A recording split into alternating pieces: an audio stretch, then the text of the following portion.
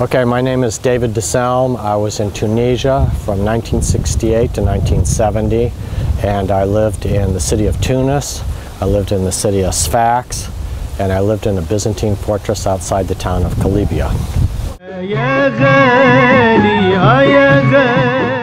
Okay, my job was to work as a historic preservation architect for the national government, and at one point they sent me down to the town of Sfax to work with a team of people on drawing the entire walled city of the historic center of Sfax, an old Medina. And our job was to go inside every building, whether it was a house or a mosque or a shop or anything that was in this place. And there were over 14,000 people living there, so there were a lot of buildings. And then we had to draw the whole thing. And there were no square angles or anything like that, because this was an old winding passageway type of an old town with walls all around it. So we spent a year and a half going inside all these buildings and drawing everything up.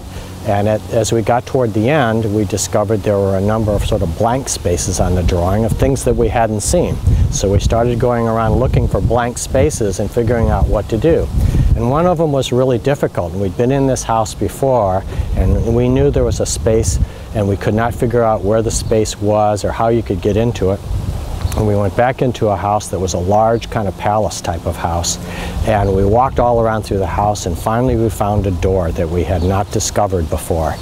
And when we asked permission to open up this door, and the people who lived there said, "You can't look in there." But we were pretty aggressive, and so we looked in there anyway because we knew we had to find out what was going on in this blank space.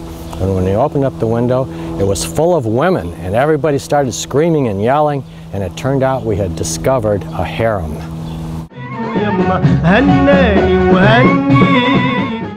And one day I was just sitting inside the fortress, sitting on a big rock and drawing some of the insides of the fortress from this big rock, and I heard this gaggle of voices.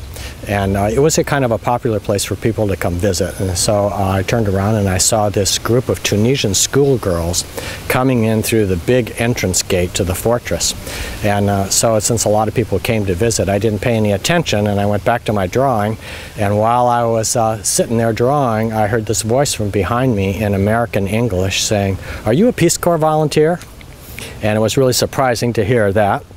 And I turned around, and there was this woman, young woman, dressed in Western clothes, and I looked at her, and she says, "Hi, are you Roy? I heard there was a guy named Roy living up here in the fortress." And I says, "No, I'm not Roy, I'm David. Who are you?" And she says, "I'm Jane. I'm a Peace Corps volunteer, and I live down the road in the town of Nebel." So about 4 years later, after lots of shared experiences, we got married. So you never know what's going to happen to you when you're just sitting around on a rock. Fantastic. Wow, neat. Thank you. Thank you. Hi, I'm Jane DeSelm, and I was a Peace Corps volunteer in Tunisia. I spent 1 year in the city of Nebel, and the second year I was in the city of Sfax. How many years? And I was there from 1968 to 70. I loved Tunisia. I enjoyed it so much, and I learned so much. I suppose one of the nicest things for me about the Peace Corps was that I met my husband there. My husband's another Peace Corps volunteer. We would never have met in the United States, but we had romance in the Roman ruins in Tunisia.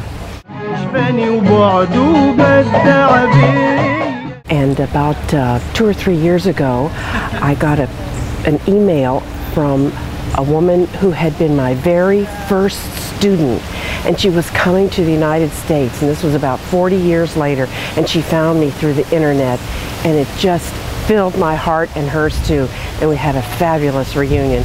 And now she calls me from time to time, something we could never have done way back when in Tunisia. Students were always inviting me to come to their house for dinner, and we were told at the beginning in training that we maybe should wait until the end of the school year to do that. So I just felt something very close with this student, and I went to her house and met her family, and they sort of adopted me, and we became very, very close. And so that was a special thing. And she would tell me all kinds of stories, and she was so enthusiastic about life, and she still is today after 40 years. Now, she emailed you. Was she in the States or where? She was actually working in France at the time, and she had a daughter who was studying at Cal State Fresno, and the daughter was getting a master's degree in teaching English, which is what I had done. I was an English teacher, and her daughter, here's the strange part about it, her daughter was Tunisian, and her daughter had married a Tunisian here in the United States, but she met him here, just like I had met my American husband in her country. Wow. So there was a nice circle to come around. Very nice. I continued working for the Peace Corps after my volunteer time, and over the years I worked in the Peace Corps headquarters in Washington, D.C., and I also did a training program in Bahrain when we had Peace Corps there for only a couple of years. And then I did a Peace Corps training program in Mongolia several years later. So it's nice just to keep the contact with it all the time. And I'm president of the Peace Corps, Returned Peace Corps Volunteer Group here in Santa Barbara right now. Oh, very good. And it just keeps going, doesn't it? I thank you for your websites and your family album, because I found some Tunisia volunteers that I didn't know where they were, and I hadn't heard from them for a long time, so I know where to find them now because of you. Thanks.